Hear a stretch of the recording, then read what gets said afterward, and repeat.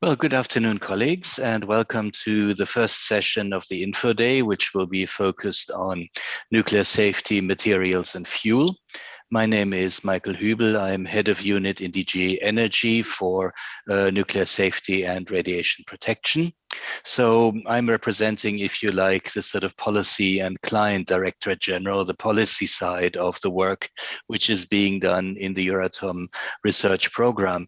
And in fact, Domenico already spoke about the good cooperation we have had in drawing up the work program, and it is something which is very important. And it's important for us because the work in the projects and the outcome of the activities under the Euratom program, they feed into the development of policy and specific work in the areas which were mentioned on nuclear safety, which indeed is our core business, on radiation protection, which has a long history of regulation on the Euratom side, but also on waste and decommissioning, which of course is now becoming much more important. And this is an area where we're particularly looking at research on some of the back-end activities where there's still a number of questions open, like graphite management and so on. So it's a range of activities, and what I really want to pass as a message here at the beginning is that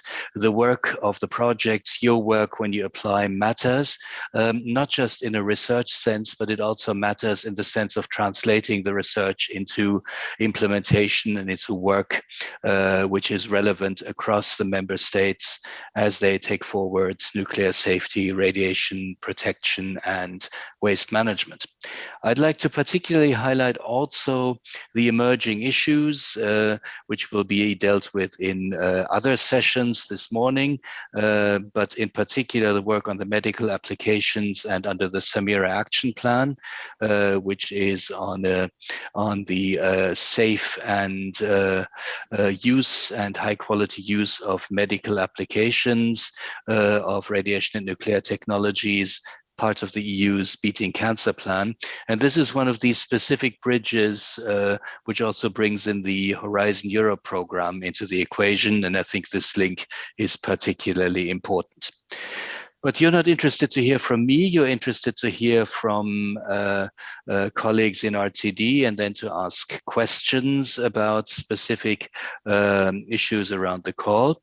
So I think it is very important that to remind everybody that if you have questions, you should use the Slido applications. I think my colleagues will be putting in this slide here, which you can see now, which has a QR code, which you can use to join the Slido application and to put in your questions. And you already see one question which we have received, and we will come back with a question and answer session after our introductory presentation. So I think what I should do now is to introduce Roger Garbil, who is the head of the fission sector in the Euratom Research DG. Roger, who has had a long history in the development of the research in this area. So I think many people on the call will know him. By the way, we have about 160 viewers now, so that's a good outcome. So Roger, I would pass over to you to give your introduction, and then we will go through questions in the remaining time to see whether we can answer them between ourselves and through other RTD colleagues who are on the call. So thank you for involving DG Ener in this Info Day. We're looking forward to follow the discussion on this and on other topics. It's a very important link. The research programs provide important background work for us, and we are looking forward to an interesting day. So Roger, the floor is yours. Okay, thank you, Michael. Can I just ask for the presentation to be made available? So I am Roger Garbil, heading the fission research within the DG research. So it is a privilege for me and an opportunity to show you what has been finally agreed concerning this Euratom work program, and I will mainly mention the fission part. So next, please. So we are dealing with session number 1 on nuclear safety, materials and fuel, and also decommissioning. I feel this slide is really relevant for all of us, as it is showing that we are capitalizing all initiatives that are ongoing, that have been taking place over many years. And I would like to, let's say, spend a few seconds on these slides concerning not only the cooperation that took place within the EC, as mentioned, the GRC, we have very close cooperation with the GRC, but also the GNR, and also other DGs. But this is also cooperation in a broader, let's say, framework with member states. So dedicated member states working on nuclear safety R&D, but also international cooperation. So like the International Atomic Energy Agency or the Nuclear Energy Agency, etc., etc. This is also the result of the interactions with technology platforms. So you probably heard about the SNETP or the IGDTP or the Melody. So the first one is related to the reactor systems. The second one on implementation of geological disposal. And the third one is related to radiation protection. I would like also to mention interactions with fora, so like the industrial forum, like Euratom also, and also fora in framework of safety and the regulators, NSREG.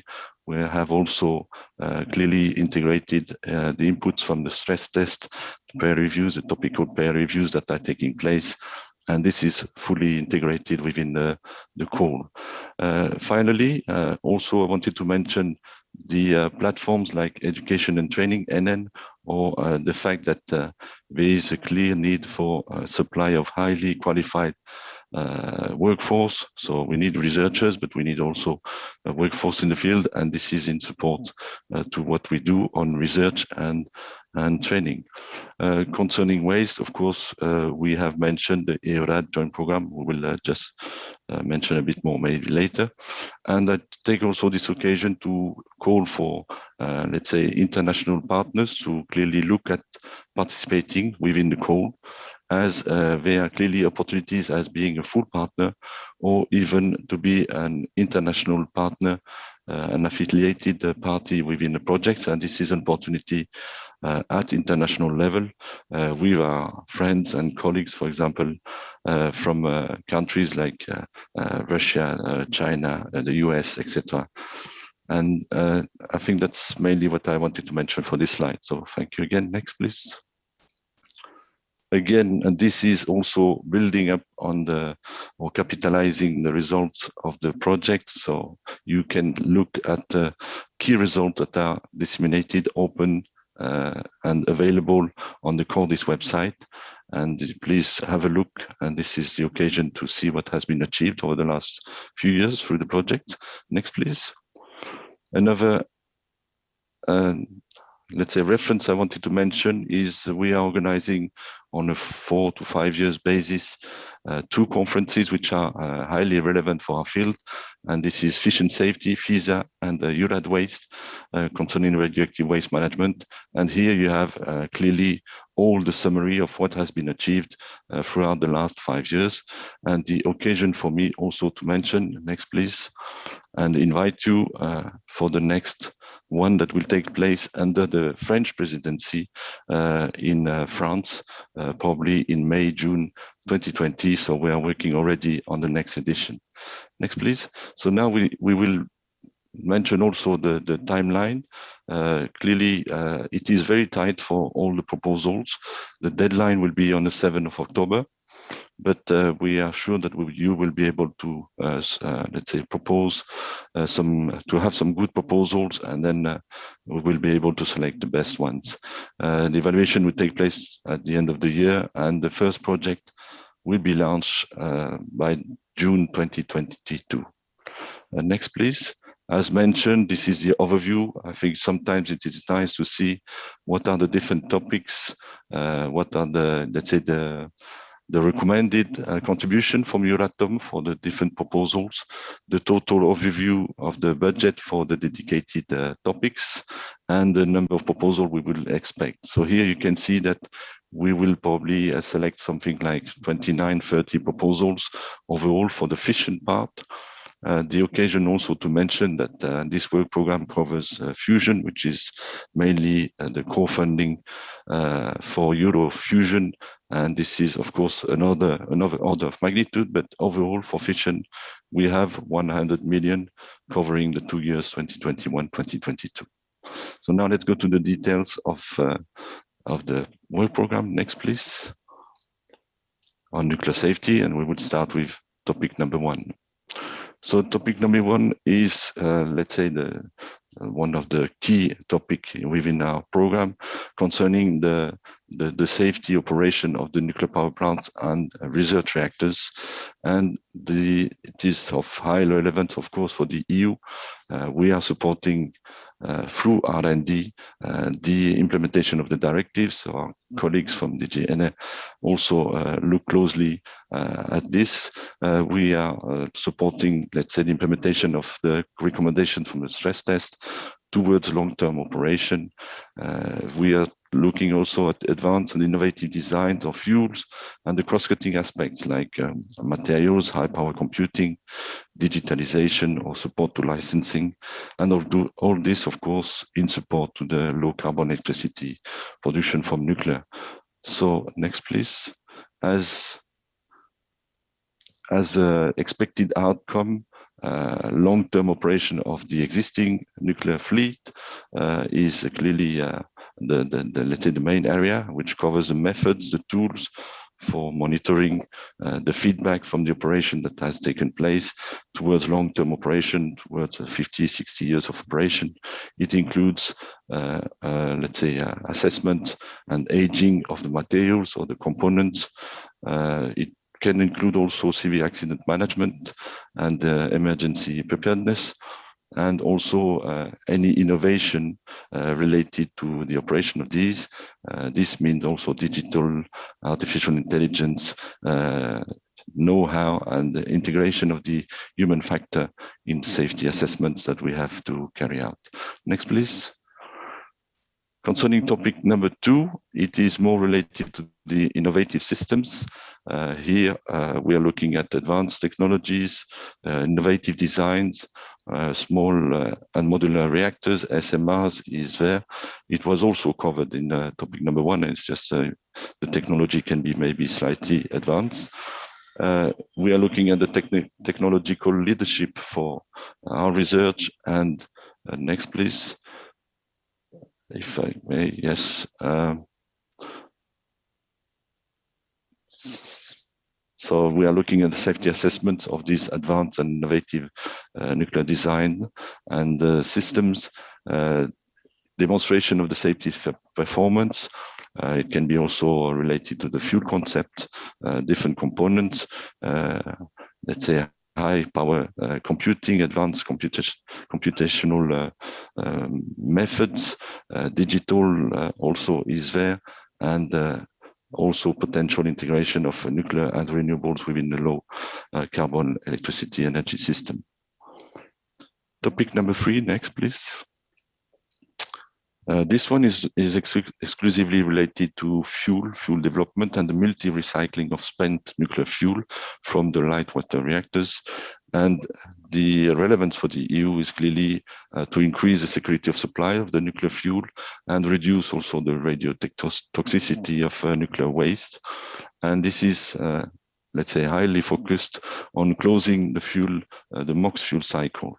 So multi-recycling of light water reactor spent fuel and MOX fuel cycle, but it is not necessarily exclusively limited to this. The objective is to clearly try to look also at the aspect on reducing the radiotoxicity and also more, let's say, sustainable circular economy when it comes to the different strategies related to this, and extraction of, for example, some very important materials from the spent fuel. Next, please. Topic number 4 is highly, let's say, focused on materials for nuclear applications, and this is fission and fusion. Of course, we have done a lot till now, but there's still a lot to be done to progress in this field and to ensure that we develop the materials with, let's say, higher corrosion resistance and temperature resistance to meet the operational conditions of advanced fission technologies, but also fusion, even though fusion is, let's say, much more challenging as compared to fission for now. And of course, we are looking also at the potential cross-cutting aspects in relation to the use of materials for nuclear and non-nuclear. There are clearly synergies in the field of materials, and this is an opportunity to do it. Next, please. The topic number 5 is related to the safety of high temperature reactors. And here you probably aware that, for example, worldwide, the energy use is for around 80%, mainly for, let's say, heat and transport. So there is a huge potential for producing heat for different industrial areas and mainly energy intensive industries. And HTR, high temperature gas cooled reactors, is mature and proven nuclear technology, and this may offer in a short term, let's say, contribution to the decarbonization of our economy and decarbonization of industrial applications. And this of course still need to be demonstrated that it will be safe, and the safe coupling of these systems with the let's say non-nuclear industry has to be let's say licensed and demonstrated before any deployment. So, and this also is the occasion maybe to have nuclear applications outside of the electricity only production. So the cogeneration of heat and electricity is also very welcome. So if you look at the expected outcomes for this, so next please, for this topic, we are looking at the validation of the safety features of these high temperature reactors, the coupling for the cogeneration, the demonstration of the feasibility of this at industrial scale. There could be also some socioeconomic evaluations for introducing these nuclear cogeneration technologies, try to confirm that we can have assessment and fulfill all the requirements for licensing such facility within any member states in Europe, but also even further, and prepare also for some industrial demonstration in synergy with international partners, because now many demonstrators will need international cooperation to be built. Next, please. So concerning the topic number 6, here we clearly see over the last few years, and we have the requirements to try to make some effort in the harmonization of the licensing procedures, the use of codes and standards for fission and fusion. So of course, as you know, things are evolving.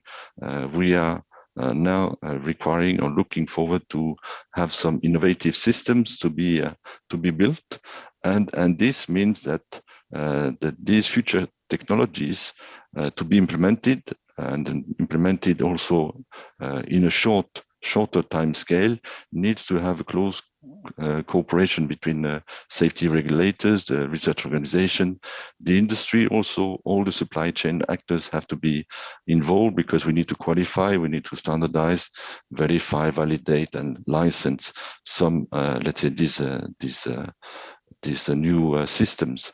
So research can contribute, and we need to have clearly more predictable and faster licensing. So the expected outcomes is clearly to improve the safety assessment for the innovative fission systems, but this is also maybe the occasion to ensure that we can benefit from the work that has been achieved in the framework of fusion. So building, for example, a large facility like ITER and Cadarache, a global infrastructure, gathering different standards from different continents. This is maybe the occasion to have their feedback return on how to help and support the licensing of innovative systems at large. And here clearly there's a potential for fission and fusion reactors. So this will help cooperation, cross synergies, and hopefully we will be able to involve the key actors, being, for example, the ETSON, the TSOs, technical and safety organizations, and hopefully the regulators will be involved one way or the other to ensure that this is very beneficial for fission and fusion. Next, please. Topic number 7 is related to tritium. So this is clearly of high added value for fusion. But as you probably know, fusion without fission will not happen because they need already tritium. Tritium is produced within fission systems where they are dealing with it in a safe manner, but still there is a lot to do concerning the behavior of tritium and the management of tritium. Managing large quantities in facilities like ITER is also challenging, and there's still a lot to do concerning this management of tritium, and hopefully something can be let's say done and beneficial for both fission and fusion communities. There are already activities in related to this, but there is a lot more to do concerning tritium as such, and this will help, of course, the licensing, for example, of a tritium facility on the ITER site in Karash, which would be quite relevant for the fusion community.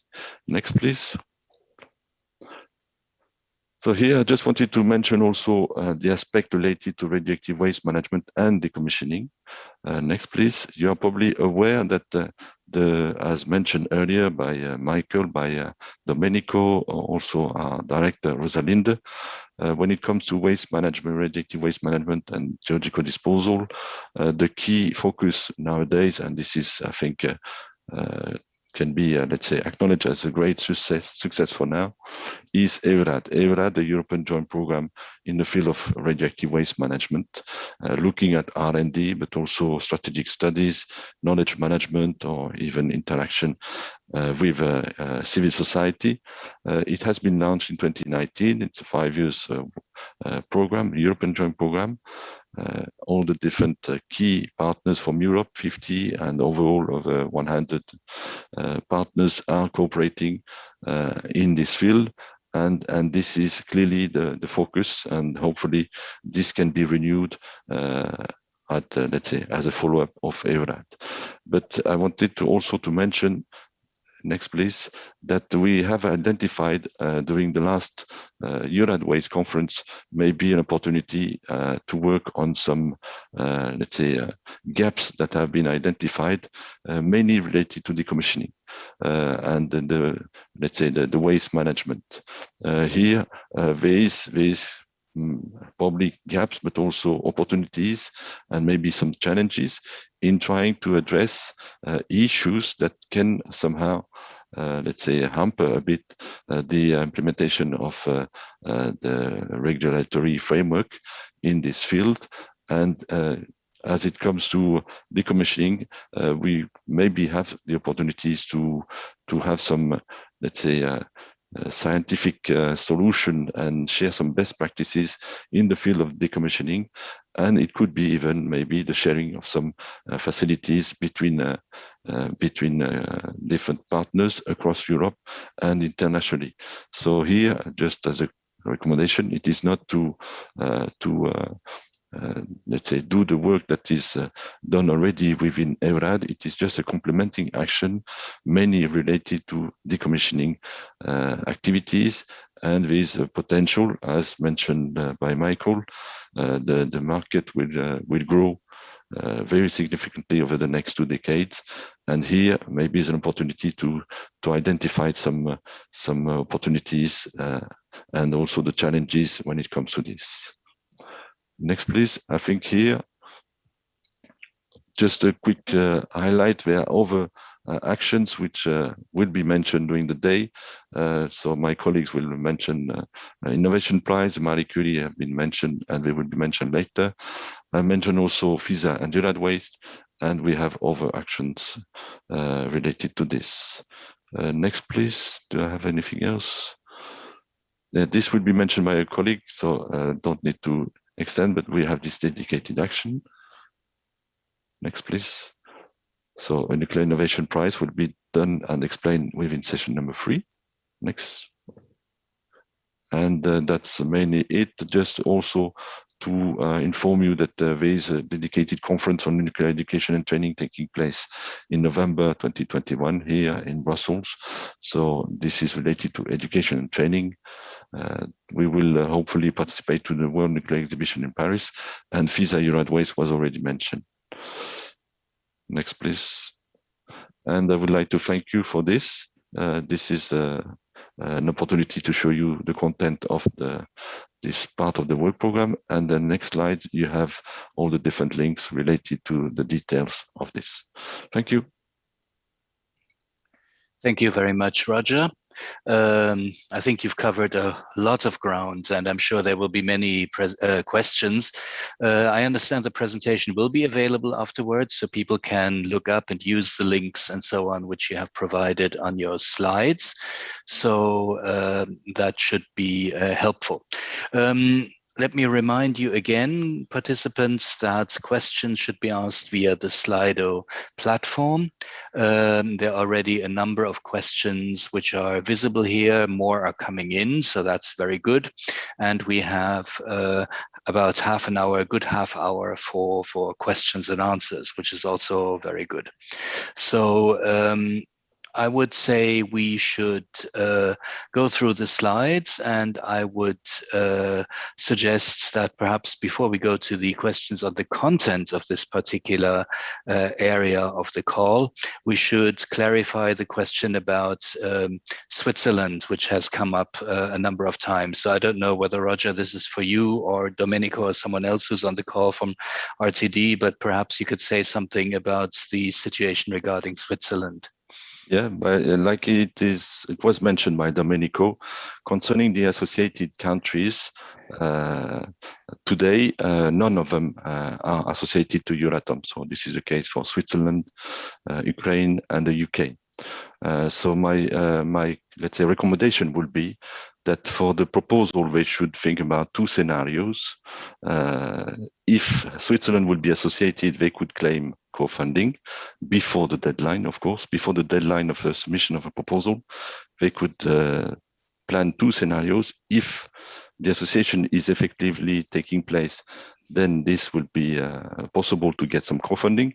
If not, I think that it would be more, let's say, recommendable to not to ask for any co-funding, because this would create difficulties for the implementation of any project selected.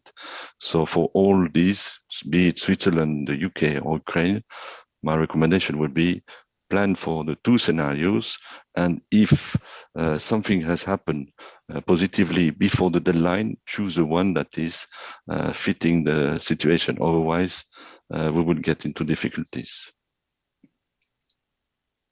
Thank you. Thank you, Roger. I think that clarifies, at least as far as we can clarify today, the situation related to Switzerland. There are then two questions related to space. One general question about radiation damage in space, I think, which is on the Slido screen. And we also had perhaps the same question in a more specific way, which looks at material engineering for daily electronic applications as another area where the Euratom program scope could be possibly enlarged.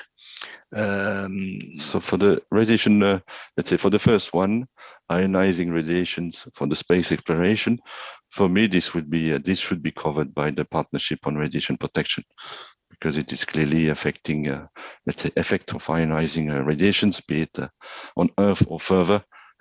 I think the topic is relevant for the Partnership in Radiation Protection. Yeah, okay, I didn't see the other question. So the other question, which one was it? Sorry. It's the second part of the question, which is at the bottom of the screen, which is now visible. Radiation damage in space for the materials. It moves around, I'm sorry. So now it's on the top of the screen. So the question of daily optoelectronic applications. Sorry, I'm trying to find my way between different applications here as well. Again, here, when it comes to materials and let's say effects of ionizing radiations on materials. Today, we don't have any specific, let's say, action related to this as a topic, but this is somehow covered, I would say, within the topics on existing nuclear reactors.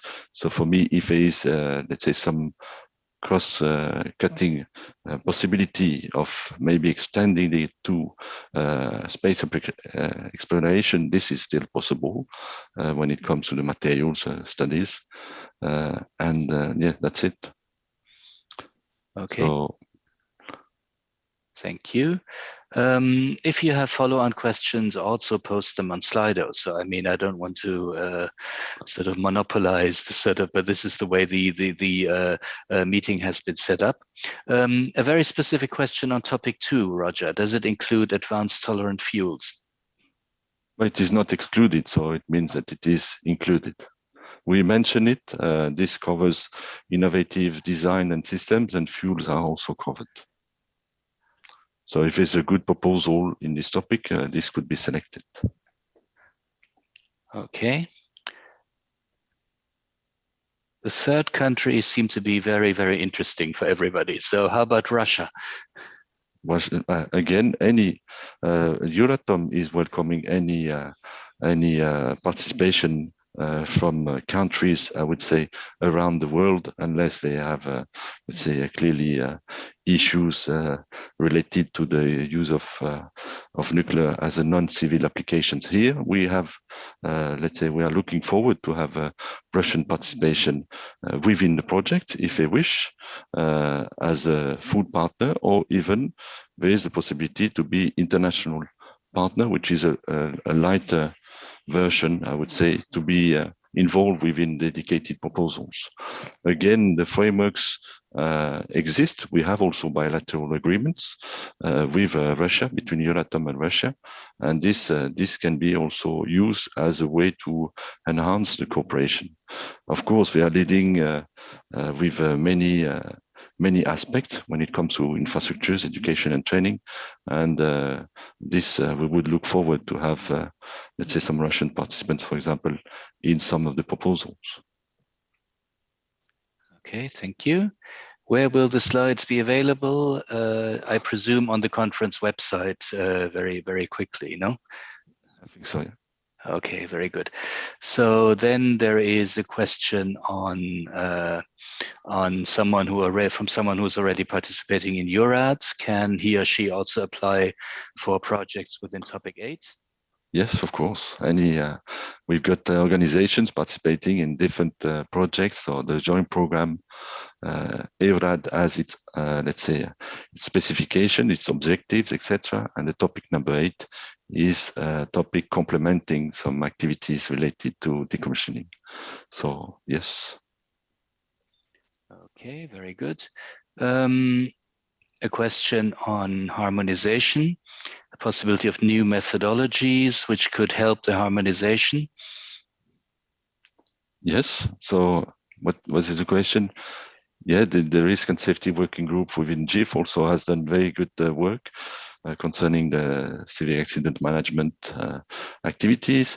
Of course, we are covering innovative systems, and it is very relevant for the objectives of this topic, trying to, let's say, get further cooperation between fission and also fusion. But for fission, we have also, let's say, a lot of work carried out in the framework of GIF. So yes, please. How could we contact other partners in order to participate in the project? So that's very general. Roger.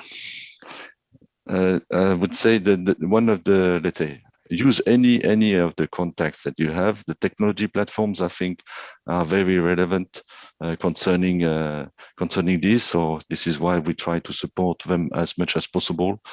They are doing a lot of work for the networking, for the integration and the support of the different partners. I would say look also at the results of the previous projects where you have, let's say, indication of which type of project are being supported, who are the different actors, and from that you can get some let's say connections, some contacts, and then you can go through the contacts. So again, use the networks and would say the platforms. Don't think we can say we are the network and the hub, because otherwise we will submerge. We would be submerged with too many questions. But again, use the existing networks, and this works. Okay, thank you, Roger, again. So do you recommend having international partners? So this seems to be a point interesting for many people. I will highly recommend international partners. If you have key projects or, let's say, key activities taking place in Japan or Korea or Russia or the US, I think we all have interest to share our capabilities, to share our infrastructures and the knowledge. So it is happening, and then hopefully science is stronger than politics. So yes, we should cooperate. Okay, thank you. Is the recording available later of the questions and answers? I think so, yes. Okay, very good. A very relevant question here now. The scope of the program is getting broader, as we mentioned and as we welcomed, and we found that very good. So does it also go the other way around? I mean, can the nuclear community then also access the other programs, or is it only for this sort of broader communities we mentioned who can access the Euratom budget? So we are doing our best for that. This is clearly, let's say, stated at the highest level. We should promote synergies within, let's say, the different programs. And this covers also Horizon Europe with Euratom also. And the synergies clearly should be happening when it comes to the application, the science, the R&D as such. We mentioned it earlier: high power computing, materials, accelerators, health, medical. Every day when you go out, you don't start to ask if you are Euratom or not. So hopefully this will happen. We are, let's say, trying to make it happen. We clearly have an issue when it comes to budget sharing, and this is the usual challenge, but hopefully some let's say activities will be supported and are being supported already, and this should grow in the future. So it would be nice, yes, for some activities. If the leadership is within Horizon Europe, for example, I just mentioned for the accelerators, 90% of the activities are taking place in the framework of Horizon Europe.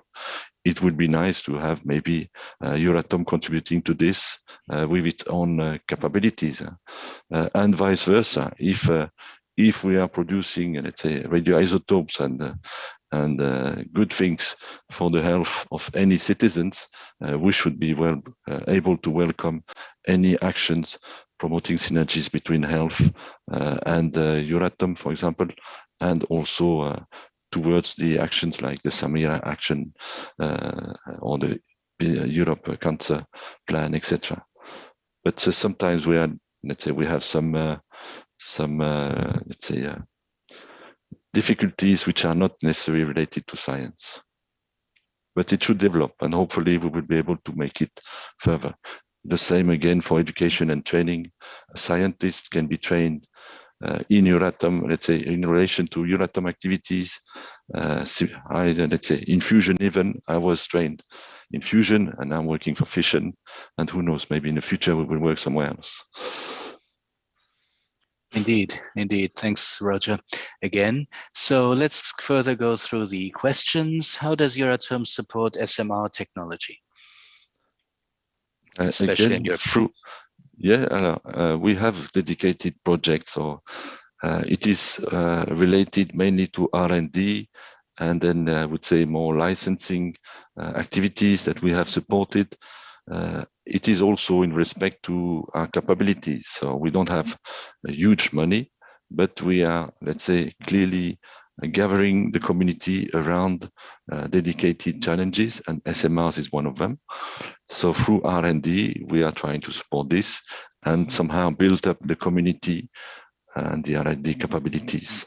And also at the policy level, we should be able to try to see some more specific actions, like the SMR workshop that took place a week ago concerning SMRs and potential cooperation and actions taking place at the European level and benefiting from leading initiatives within Europe. For example, in France with the new SMR reactor. Thanks again. So then on topic 8, there's a question on harmonization, I think it should be, of licensing procedures.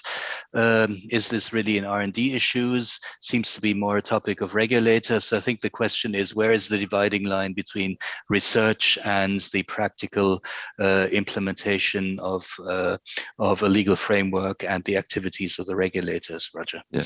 Well, I think you have already a first answer for the topic. It is coordination and support action. It is not a research and innovation action. So it is more here to support, let's say, the coordination and support action in relation to this.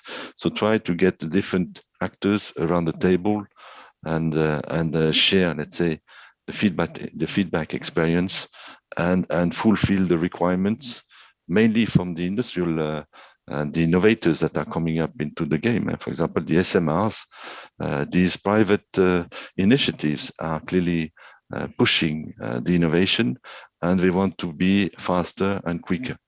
So we need to be able to help and support at European level the coordination of the different actors involved, mainly through the TSOs, but the regulators are already doing a great job in the framework of NSREG, and I feel that we feel that there should be more happening. This again, it is also a question of willing to do it and making it happen. Well, as you answer this question, it seems to me that many of these questions require much more discussion, really. But I would think that clearly we would perhaps need to think more with NSREG on this issue and take things forward. But I think thanks for your answer.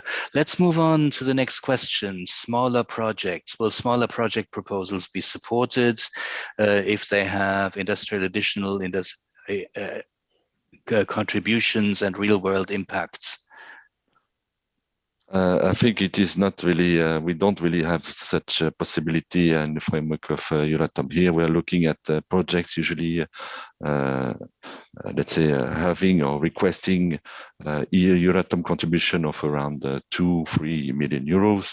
We would look forward at projects of something like 5-6 or even further million euros total budget. So the 300K, I think, if it is really possible, it should be within one of these projects. It's we don't really have small actions as such. I understand it could be also an opportunity for SMEs or some top innovators. We don't have it as such. I can only call for maybe participation in the Nuclear Innovation Prize, but this is also very limited and it's little money, not at this level, not today. We don't have small actions as such. Okay. So yeah, maybe the recommendation could be look, maybe outside. You have some other calls like the ERC. Maybe if it is really innovative, they should be able to. If the innovation can apply also to any other field, if it is based on excellence, maybe we could get some support there. There are maybe other possibilities in other programs. Thank you. A question on or related to topic 5 on future technologies. How about existing light water reactors? Is a project for core production, for example, of hydrogen, which existing LWR is also interesting. And you also see the second question, which is again about the connection between R&D in nuclear and R&D in hydrogen. So perhaps we can take these two together. Yeah, I'm afraid the topic number 5 on HDR is clearly related to HDR. So it's not light water reactor as such. I would say if you are willing to look at some support for hydrogen, for example, here I can see the hydrogen production. Maybe there is potential into the cross-cutting innovative action that we have, action number 10, I think, or 11. There we look forward maybe to implement some cross-cutting actions between nuclear and non-nuclear, and this could fit maybe the hydrogen action. But the topic on HDR is really related to HDR as a reactor system.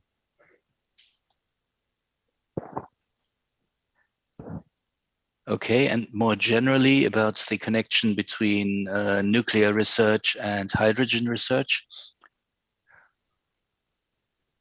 Now, is any connection between R&D and nuclear? Can nuclear use in hydrogen generation in EU?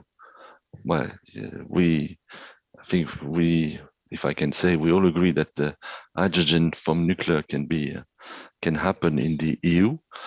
Is there really an R&D connection? Yes, because the technology can clearly influence, let's say, the production of hydrogen as such. If you have HDR as compared to LWR, if you have a system that is twice as efficient, of course, it will impact the way you are producing hydrogen and maybe the cost you would get out of this. So there's clearly a link, but yes, that's all. Okay, thank you. We're just going through many questions coming in. There's a follow-on question, I think, to the question which we have seen, which has now disappeared from the screen, which we have seen about licensing, about the cooperation with regulators. I don't know if you were able to see it before it disappeared. No, I didn't, but please go ahead. I think the question was that as the regulators maybe would not participate in this particular research project or projects of that sort, I mean, how can they really then sort of draw conclusions and have input in their work on the regulatory side? I would say you see it already happening in other places, and I would give, for example, the example of the US NRC, where they are clearly looking at getting involved at an early stage for licensing of future and innovative systems. So my recommendation would be, if it is possible, of course, the regulators do not want to do the R&D as such, and they are clearly right for that. But I would, let's say, we would probably welcome their participation maybe in some like advisory board within a proposal that will look at these aspects and then benefit from already some activities that are taking place through, let's say, the regulators forum that we mentioned, NSIC, for example. This clearly, for the R&D, it will be probably some TSO, technical safety organizations, participating within the project, but maybe the fact to have an advisory board or exchange forum within the proposal involving the key or as many regulators as possible will be, I think, of high added value. They will also benefit from the fact that here we are trying to stimulate let's say, cross-cutting actions, synergies between fission and fusion.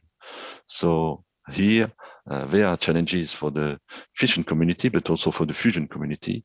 And any exchange, I think, would be very valuable. So this will be a way to get closer cooperation. And again, the objective is to be more active and maybe to have shorter times in licensing future systems or dedicated future systems. Okay, thanks. We move on. There's a question on the open access requirement and the burden this could have on budgets. Would you like to comment on that? Well, again, here, one of the key requests from Horizon Europe and from the let's say the Euratom and also is to try to provide as much as possible access to key results of the R&D. But again, the proponents also, so within proposals, the organizations have also the rights to manage their, let's say, rights, the share of knowledge and the production of knowledge that is being done within the project. So it's always a question of a balance, I think. So open access, we would like as much as possible, but it is obvious that we cannot have 100% open access of the R&D activities most of the time, because this is sometimes not possible, depending on the TRL of let's say the activities you are looking at. So it is already happening. I think a lot is done through different papers, production of deliverables that are, for example, public deliverables showing key results, but not necessarily the whole methodology, etc., etc. So there are ways of fulfilling these requirements, and we support as much as possible, but we also respect the fact that participants need to have, let's say, to manage their right also when it comes to this. Thank you. Then there is a question on computational resources allocated to model radiation effects and materials. Very specific. I'm not sure I understand it, but I'm sure you do. And again, here we don't have any specific budget to this related to this. Here, the Partnership for Advanced Computing. I suppose you are mentioning the fact that there are, for example, a large infrastructures in Luxembourg, high power computing. No, so we don't have any specific budget for that. Again, here, it would be nice if there are some capabilities available that we can use them, and we can use them for any of the field of science that we are promoting. So it can be modeling of radiation effects, but it can be any type of modeling. So for me, if you have high power computing, this can help fusion, this can help fission, this can help any, let's say, modeling that you need, climate change, whatever. And it is already happening. We have already exchanges when it comes, for example, to modeling of emergency preparedness. Here we have done a lot, and today we are using it, for example, for the pollution that is happening, for example, around different towns or whatever. So the exchange of the modeling capabilities or the high power computing is taking place within research centers, but also industrial partners.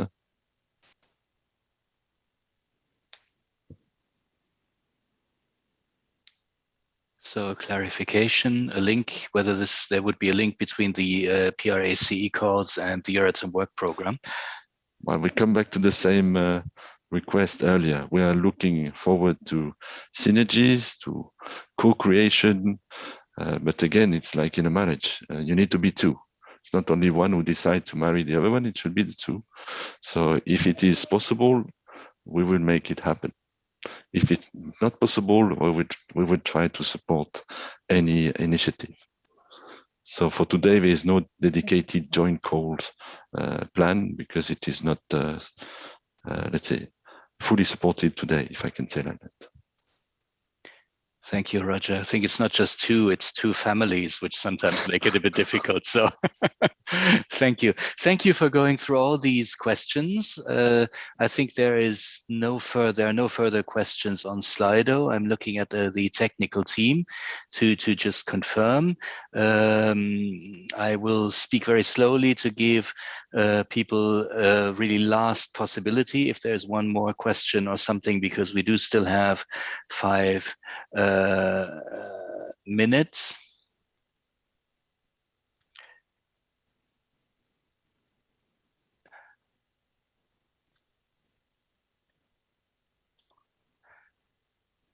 There is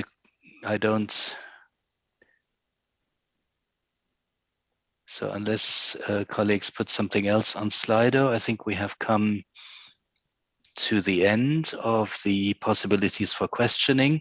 I am sure, though I can't point you exactly to the right place on the net, but there are other possibilities for you to ask your questions. To colleagues in RTD, and you might even come back to a question in one of the later sessions during the info day. For the moment, I think we can close the session with a huge thanks to Roger, really, who not just managed to go through a wide range of topics under the proposals in very short time in a very clear presentation, but who was also accepted to be grilled, as it were, by your questions and responded to, I think, all of them. Perhaps not to everyone's satisfaction and not as fully as people would have hoped for, but I think it is good that there has been this interaction. And as I say, I'm sure that colleagues in RTD will be able to come back to any follow-on questions which you could ask and raise with them. I would like to now close this first session. I would like to thank everyone involved and point you to the continuation of the Information Day, which will be session 2 on radiation protection, medical and cross-sectorial applications. So here you will be looking at some of these synergies and links to other programs. This session 2 starts at 11 o'clock. So there will be a good 15-minute break now. Go and get yourself a coffee so that you're prepared and you can come back at 11 o'clock. Thank you very much. And I'm closing session 1. Thank you. Thank you. Bye-bye.